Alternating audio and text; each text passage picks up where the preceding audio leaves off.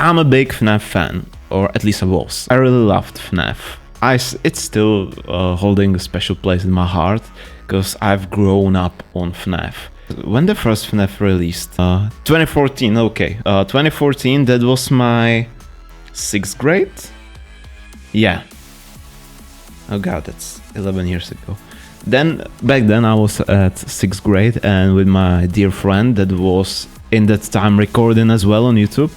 Hi, Mr. CRV. We've geeked all over the FNAF. We were watching everything that came out. We were refreshing Scott games every day, like making conclusions or where the story is heading, and it was so cool. I loved it. It's my childhood. I love it. Even back then, there was this huge idea of a FNAF movie. You might get where this conversation's heading, and that was quite cool for me to have a FNAF movie in cinema, you know. And back then, the franchise was scary, I would say. It gave us something else, and for that reason, it was scary. When Witeye Studios came by and switched with Scott, I loved it, cause I think for like few years, it was like that silence about FNAF, cause Scott was like, okay, I'm not gonna make any more games, and that was sad. Then Steelwolf came by and took over the franchise. Am I right, chat? Am I right? Hopefully. Fact check me on this, please. And it was nice. The first VR game came by. That was pretty scary. I remember watching Markiplier play it, because I haven't had a VR back then. And even if I would have VR, my computer wouldn't be able to run VR games. But super cool to watch it. Then what it was called? Security Breach, right? Chat. Then Security Breach came by, and it had so much potential, but And now, yeah, the Help Wanted 2 came by, and after that this something of Mimic. Yeah? Ruins of Mimic. Secrets of Mimic. Some generic words of Mimic. Something like that, right? And when that came, we were watching it on stream. We were discussing how it looks. I don't quite like where the story is heading, because it looks like a generic horror game that someone or some good indie developer could make on its own. Yeah, my personal opinion. Still not bad. The Mimic game was better than the Security Breach and the Ruin DLC. There was an improvement. I'm not saying there wasn't. It was a good game, but I wouldn't say it was a good FNAF game. If you want to know why, we did like an hour-long talk about that on one of our previous live streams. And this is not why we are here today. Why I want to talk about FNAF today? It's because there is a second FNAF movie coming out. Second one. I haven't talked about the first one yet, and that's gonna be a controversial talk. Let me put up the Rotten Tomatoes. Rotten Tomatoes FNAF. Yeah, Five Nights at Freddy's on Rotten Tomatoes. Yeah, 86% from fans, 33% from the reviewers.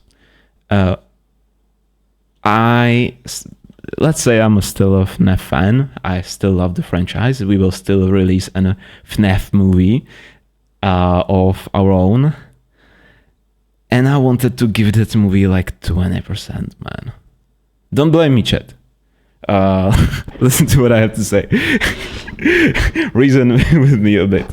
Like, don't just trash my opinion, please. Because I would love to see a great FNAF movie, and I hope the second one will be what I want from it. But my first big problem with that movie was that it just wasn't scary. From the very beginning, even the first trailer. Let's play the first trailer. Yeah, this is the one I'm talking about. Welcome to Freddy Fazbear's Pizzeria, where fantasy... I'm a movie maker. Yeah, I'm a movie creator. I try to tell you stories through something that we create in Witeye Studio. I've done some things, blah blah blah. I'm not here to looks max my show reel. But when I saw the first few seconds of this, I knew that this is going to be a problem. And you might wonder why.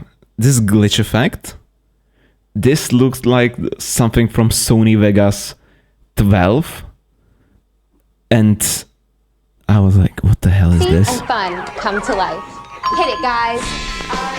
That was my first problem with this. I love VHS effects, and I just hate when they are not giving it enough effort in big movies. But that's my personal opinion. Still, I was hyped about this movie. If you're watching this video, and then it means you've been selected as Freddy's newest security guard. And then we see Mike. Not Mike Afton, but Mike Schmidt. We're going to have so much fun together.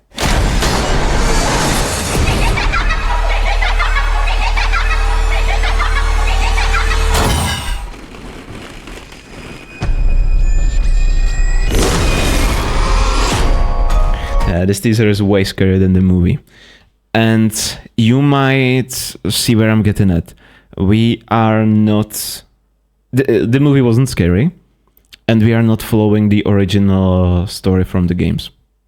Because in games, you are playing as Mike Afton, son of William Afton, right?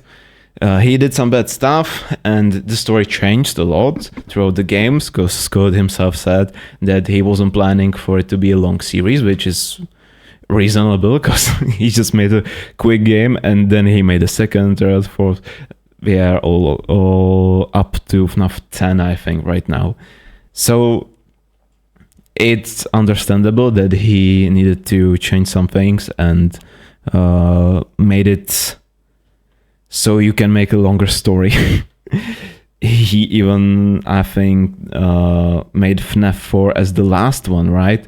He wanted to wrap up the story in FNAF 4. Then in the simulator, that was ending, and now in Security Breach, there was the ending when the Pizzaplex fell, right? So it was revived a lot, but if we stay in like William Afton era, the main person, the main one in FNAF stories should be Mike Afton, and that was my biggest problem. I think I would not be that pissed if the story wasn't that scary, but it would be the story that I knew. Right? Do you agree with me, chat? Like, is there an FNAF fan in the chat? What do you think? What do you think about it? Because I think the story of Mike Afton is way better than what we got. And don't even get me started about the Build a Fortress scene. That was just laughable. I was a bit pissed. The movie had some cool scenes, like scenes with William Afton were pretty cool. There was this scene where maybe we will be able to find it on YouTube. FNAF movie. I don't know how I would call it. That's not the one. Yeah, always comes back. It was good that it was there, but I don't think it was that cool. Because you know the reason like William got stuck in that suit was pretty different, and I would say a lot scarier in games. Like the souls from kids that he murdered, like cornered him in a room of old pizzeria where it was sweaty, and he got in a suit to scare them. it would be a crazy plot twist if they would like somehow twist the story in the second movie to the original one.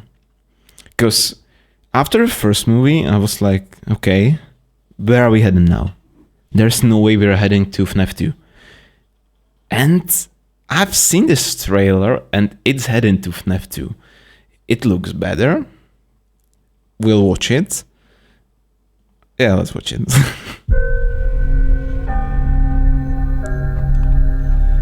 Freddy Fazbear's Pizza.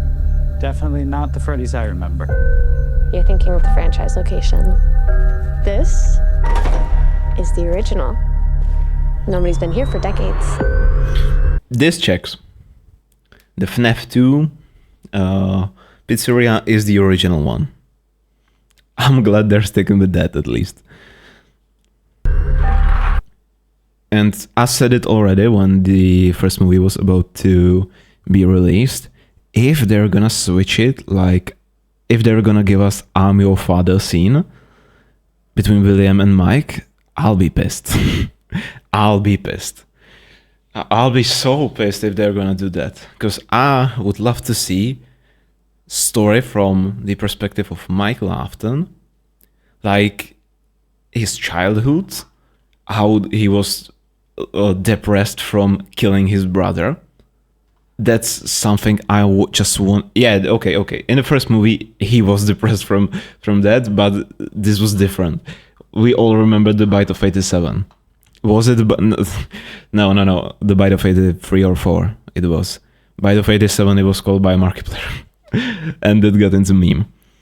Because Michael Afton stuck his brother in the old Fredbear animatronic. It broke his neck. He died. Then at home, Michael got this weird, got in this weird scenarios when the animatronics came to his home to scare him. FNAF 4. We now know that it was because of William, because he was making stuff up, and was trying to do the thing with the audio thingy. It's a lot of it's been a long time since I've been watching it. Right, FNAF 4. Thank you. That's where I was. FNAF 4. This is what William Afton is doing to his son. Then William gets stuck in this suit because of the child ghost, so he disappears. Mike gets his message, which we haven't got any clue in games how he got his message, but he gets his message to get to his lab, which is sister location. There we play as Mike. At the end, he got scooped, and he's now like a zombie. And from that, we have FNAF 1, FNAF 2, FNAF 3, FNAF 4. No, FNAF 1, 2, and 3. And at FNAF 3, he finds his dad, and he burns the place. What a fucking cool story. I just want to see this story like in a movie. And I'm not hinting to our FNAF movie that we haven't released yet, and it's been like 5 years in making. This is not the story that I was trying to like make a movie out of.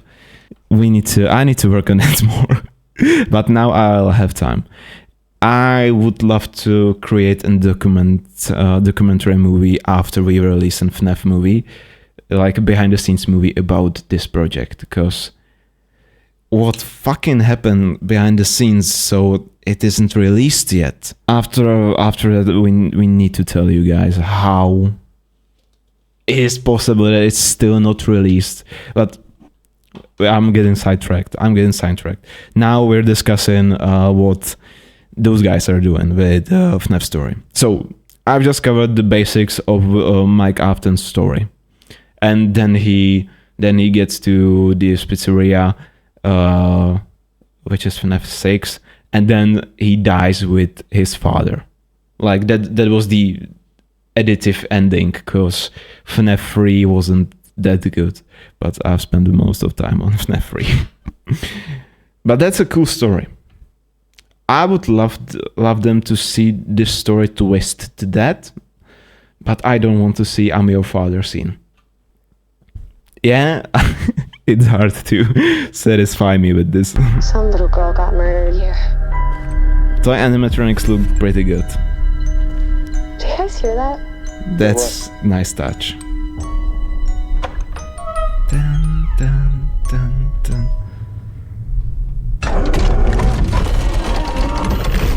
Yeah, Marionette in his iconic present.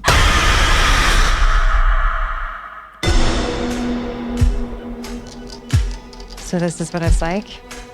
Being normal? I think we've come pretty far, considering what we've been through. How's Abby? Some days she's good. Some days she misses her friend. This is fucking good for like 10-year-old, isn't it? Like, if like my younger sister would build such a thing, if my younger sister would build such a thing, man, I'll be like, you need to get to some school and you can like craft some shit like that, because this is not something like child can build. Friends. This story that you're gonna fix those animatronics, it's only giving her false hope. Can any of you hear me? Fast Stalker. I stopped it, and I'm thinking, which you might have figured out on your own, but this is not a thing we have in FNAF games. I'm thinking, how could this be done better? Because I think like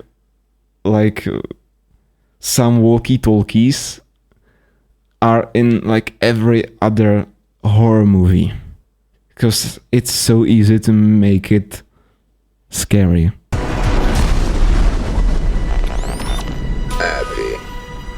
Abby, help us. Come find us. I'm still thinking about it. Maybe I'll figure something out. We'll see. Let's finish the trailer. I will show you the way.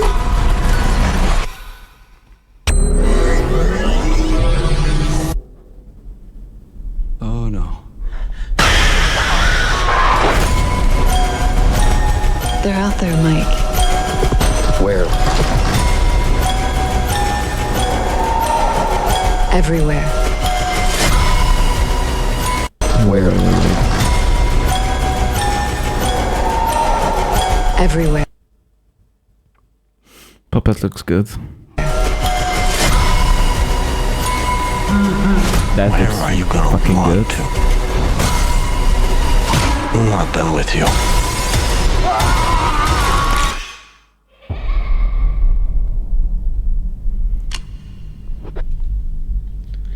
I forgot about this scene. There's no way that'll work.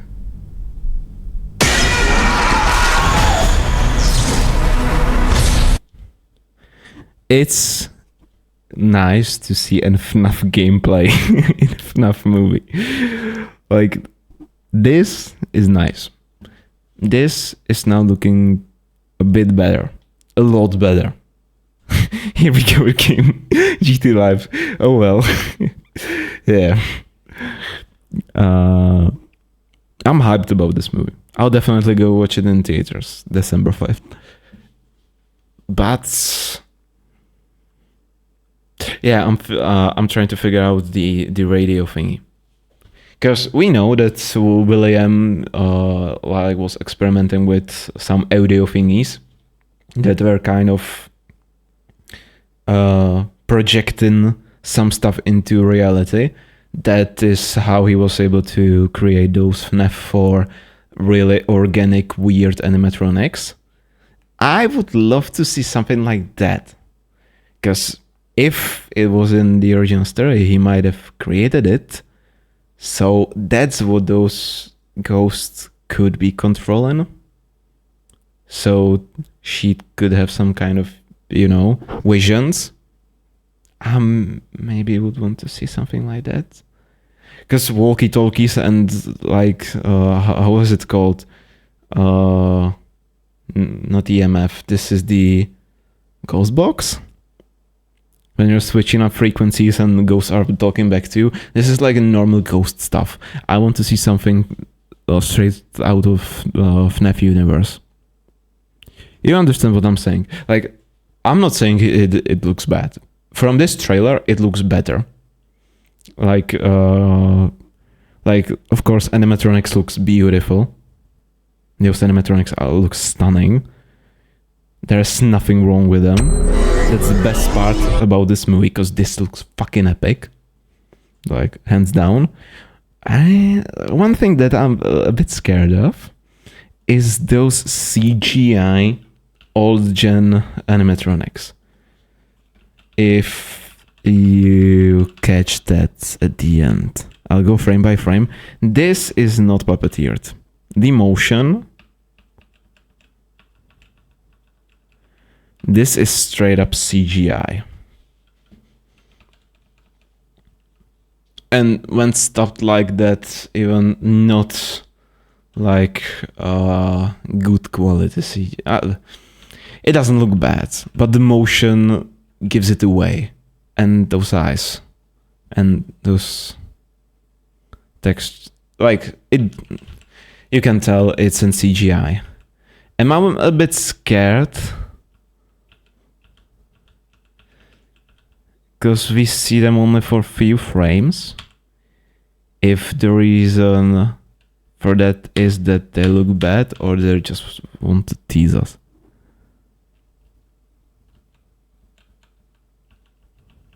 Okay, this looks good. This looks way better stopped than it looked when it was playing. This really feels like an animatronic. Now I'm confused, because this is clear. This clearly isn't animatronic. Those eyes are pure CG. Yeah, those eyes are pure CG. I don't understand why they don't have any imperfections on them.